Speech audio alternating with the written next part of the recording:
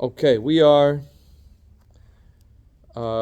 continuing our study of Gemara Brachos Daf Zayin, and the Gemara is discussing the moment of Hashem's anger, and we're coming almost to the very end of the sugya, and it is this: Tana Mishmei de Rabbi Meir. There's a teaching in the name of Rabbi Meir. B'shah shehachama zorachas v'chol malchei mizrach u'mariv manichin kisreim b'rosheim u'mishtachvim lechama miyad koes HaKadosh Baruch Hu. You want to know the moment of anger, of Hashem's anger? Rabbi Meir, we have a teaching in the name of Rabbi Meir. That is, that it's the moment when the sun shines and all of the kings of the east and west put their crowns on their heads and they bow down before the sun. Immediately Hashem becomes angry, kaviyachol, as though you could say such a thing about Hashem. So, Rav Tzadok HaKohen of Lublin explains a beautiful idea. He says, why are the kings bowing down at the sunrise? That, he said, is a cause for divine anger when someone bows to the sunrise. Because what they're doing is, they're saying, Hashem is only worth bowing to when times are good. If Hashem is, right, when the sun is shining, signifies a time of light, a time of clarity, a time of warmth, and that certainly is a time to give thanks to Hashem. But that, he says, is not the Jewish way. The Jewish way is to pray to Hashem when it's dark also. Because the same Hashem that brings the light also brings the dark. I think it's interesting to note that the one in whose name we have this teaching is Rabbi Meir, which Meir means source of light, the one who brings light. So Rabbi Meir wasn't saying this, and I think in order to understand how it can be consistent that Rabbi Meir says is the one who brings light, but he also criticizes those who make too much of a big deal about the light.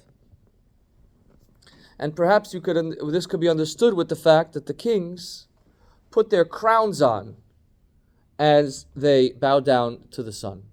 And this explains a fundamental difference between idol worship and worship of God.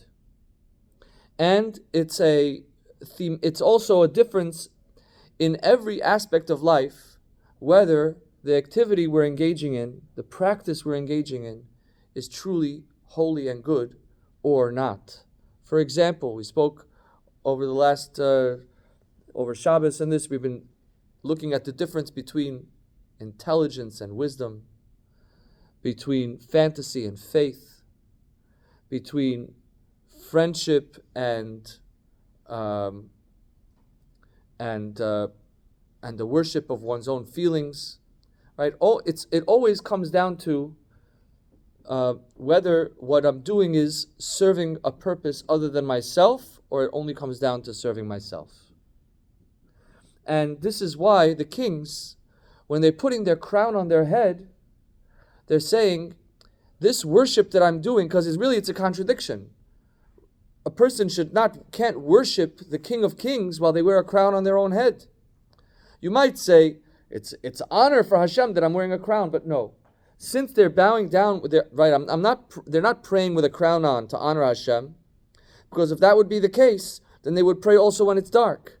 They put their crown on their head because it's all about them. That's the reason why a person worships the light, because they're worshiping what they can understand. They're worshiping what works for them. They're worshiping what serves them. And worshiping what serves an idol worship is always necessarily the worship of what serves me. Not meaning the reason that a person prostrates themselves to a specific spiritual or natural force is because they're trying to get something from that spiritual or natural force. And so ultimately it means that they're not worshiping that force. They're only seeking to solidify their own crown.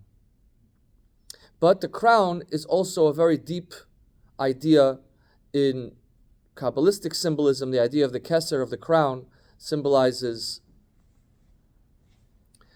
the infinity, the presence of the infinity, which is above the head, meaning it's something which is not able to be understood.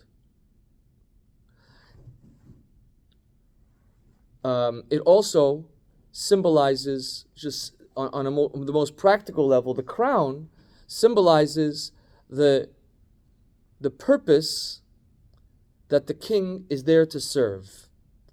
The crown reminds the king that you're not a person. You are here to inhabit the crown and to represent the people, to be as a servant to the people. So the crown symbolizes the higher mission, the purpose that has come before the individual and to which the individual has to go.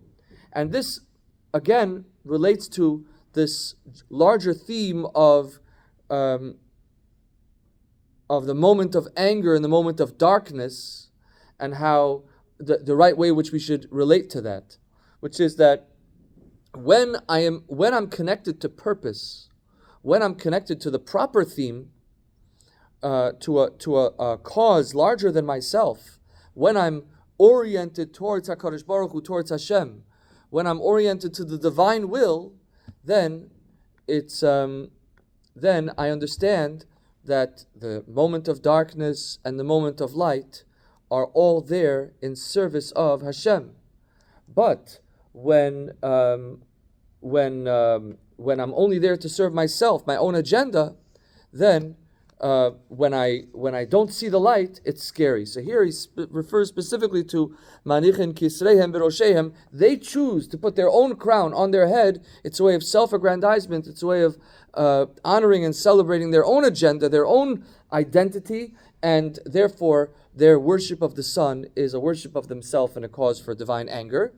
And just to conclude the point, which is that it is particularly the worship of light that makes a person vulnerable to experiencing divine anger. Meaning when a person doesn't worship the light per se, but they have bittul to Hashem, they recognize that the only crown is Hashem. And the only ratzon, the only real mission that I should orient myself to is Hashem. And then no matter what comes, I'm going to be recognizing that there's a larger purpose to life.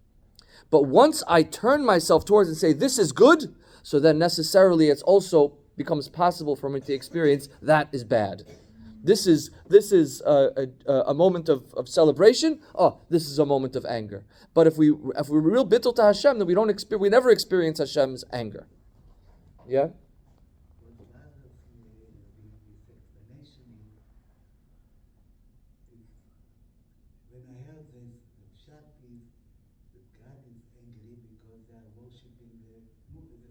Yeah. Now, it sounds like if they worship Hashem in the same way, it would be as bad as they're worshiping the sun. So it's not the Avodah Zarah is the problem. It's the Avodah Atzmi. Okay, so let's say so I'm saying that Avodah Zarah and Avodah Atzmi, idol worship and self-worship, is the same thing.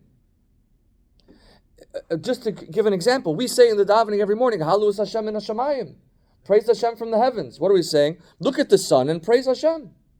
Right? So how could you tell that a person is praising Hashem from the Shamayim and a person is not worshiping the sun itself?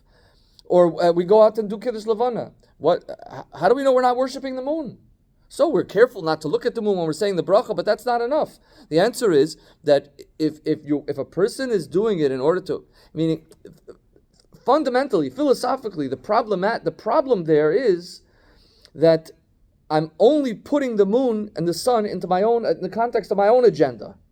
But if it's Halus Hashem, if I'm there to praise Hashem, which ultimately means it's never about me, then the sun is a sign of Hashem's power, the moon is a sign of Hashem's power. All of these things become signs of Hashem's power. Yeah, is that address your point?